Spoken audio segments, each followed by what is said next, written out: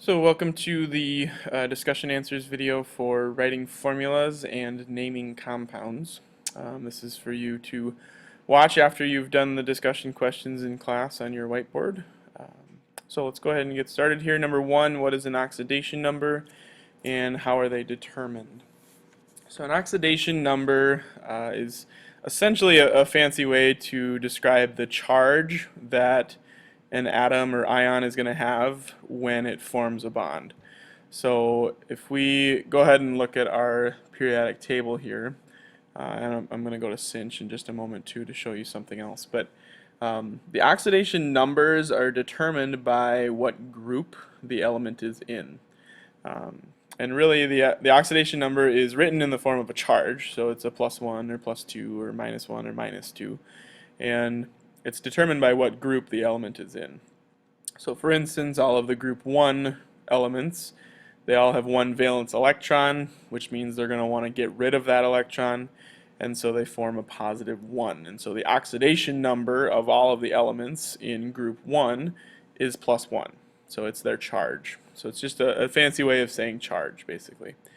Group 2, they all have two valence electrons, so they're going to have a +2 oxidation number as well as a +2 charge when they form a bond. Now, I'd like you to go ahead and take out your periodic tables, your green periodic tables that you have right now. So if you need to go ahead and pause the video right now to do that, please do so.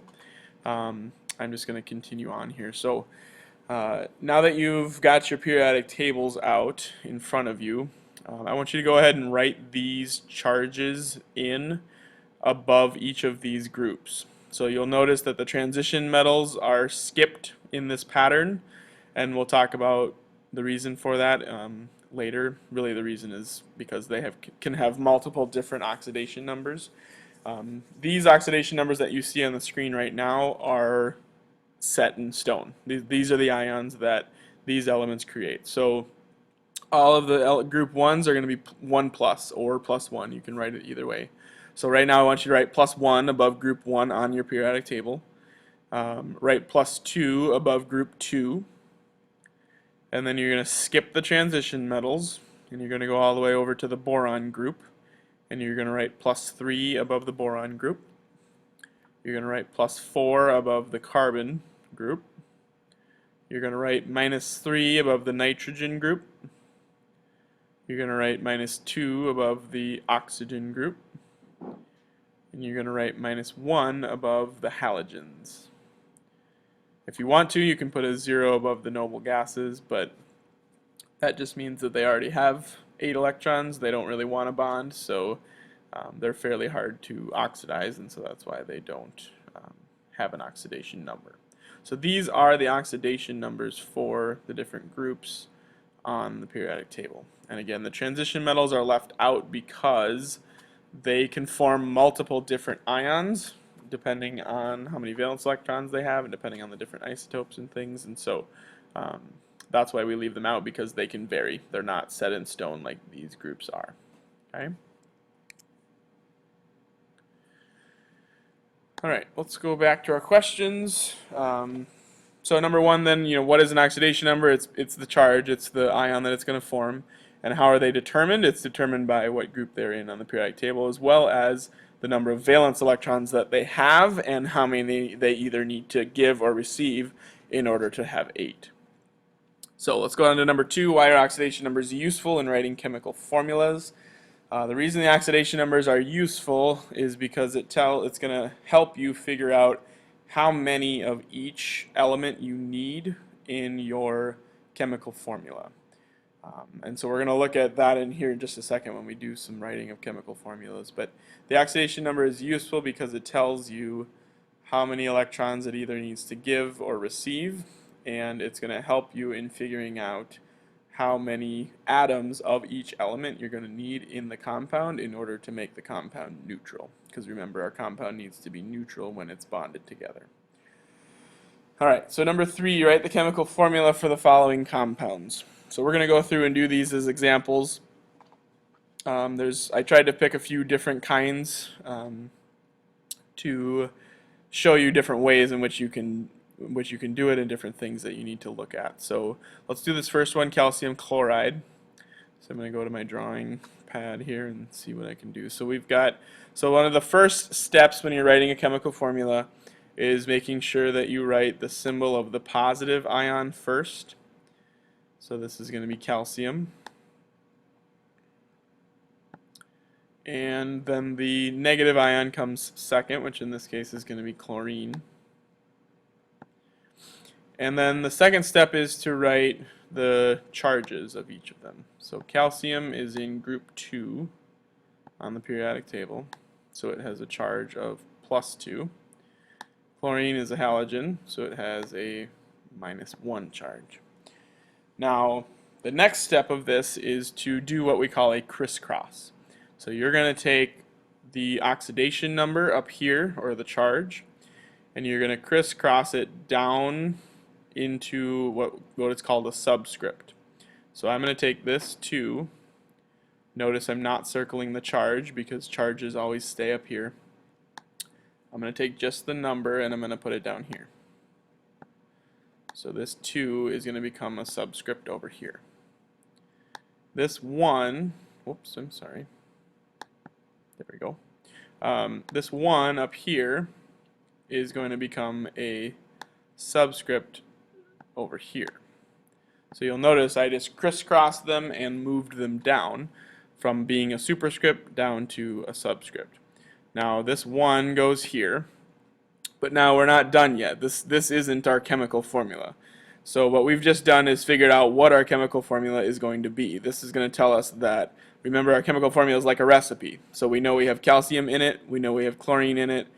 These numbers now tell us how many atoms of each one we have.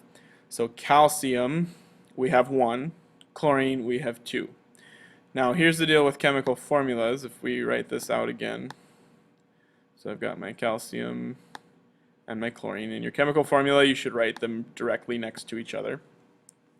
Now in this formula, the subscript of 1, well, in all formulas, the subscript of 1 does not get written.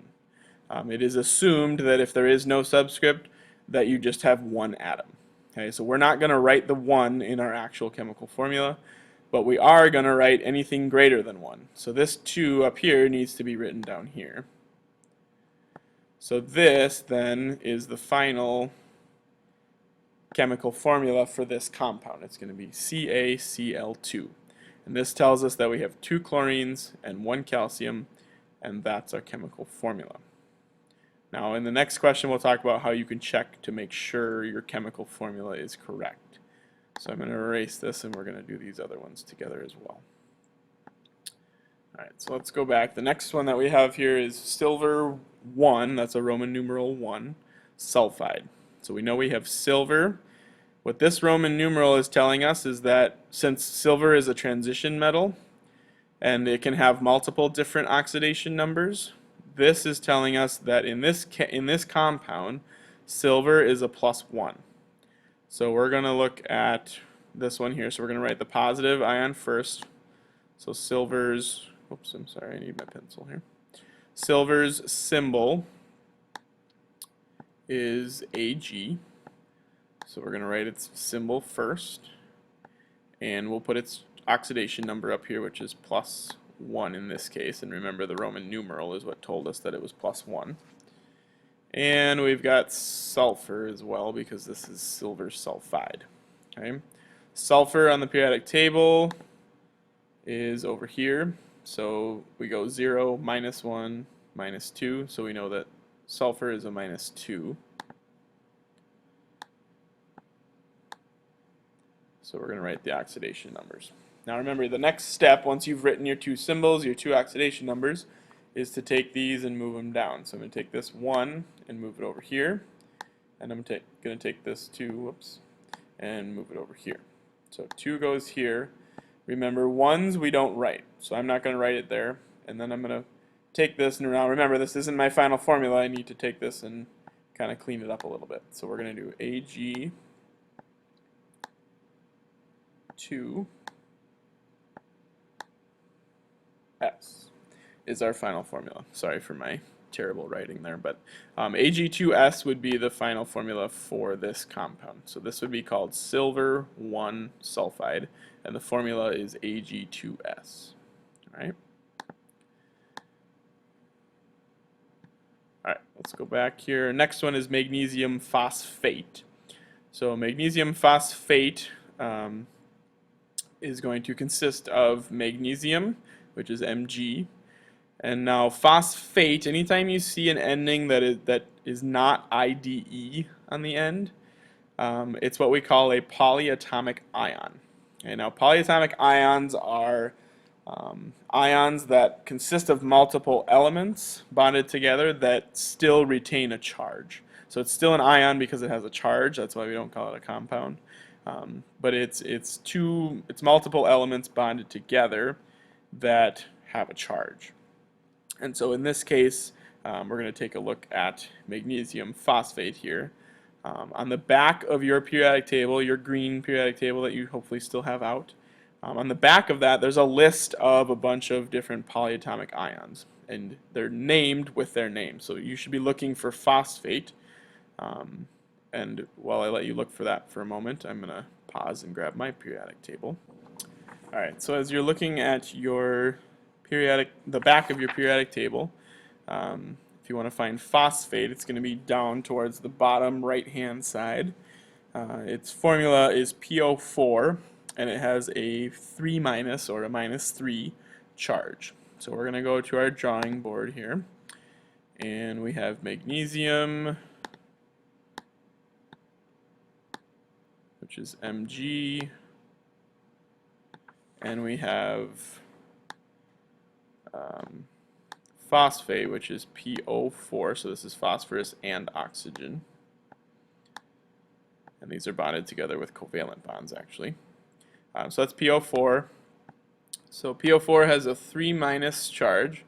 Now this polyatomic ion acts as though it's just one element. So this P and O are always going to stay together, and whenever if we need more of them, we need more of both phosphorus and oxygen. So this is never going to separate. This is always going to stay together because it's a polyatomic ion. So Mg is +2. And so now we've written our elements and our polyatomic ion. And now again we're going to take these numbers and we're going to move them down. So this 2 goes over here. This 3 goes over here. So we have 3 here and we have 2 here. So now we're not done yet. We need to finalize this. So we've got Mg, and we have 3 of them. That's what that subscript is telling them. So telling us. That's what subscripts mean. They tell us how many atoms of the element we have. And then we have PO4, but we have 2 of them. Now, since PO4 already has a subscript there, and we want to add another subscript, we need to put the polyatomic ion of PO4, we need to put that in parentheses, and then put our subscript outside the parentheses. So your final formula is going to look like this. Okay, and now the reason we use the parentheses is because remember this acts as though it's one atom. So we want 2 of them. So this 2 needs to be multiplied by everything in this formula.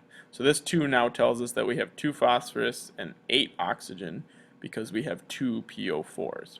So we have 3 magnesiums and 2 PO4s. The parentheses allow us to apply this 2 to all of what's in the parentheses. All right. So let's go back. I'm going to erase here really quickly. And I'm probably going to run out of time here pretty soon. So let's go back to iron 2 hydroxide. And just looking at my timer here, I'm going to run out. So I'll go to part 2 of the video, and I'll see you there next to talk about the rest of these questions.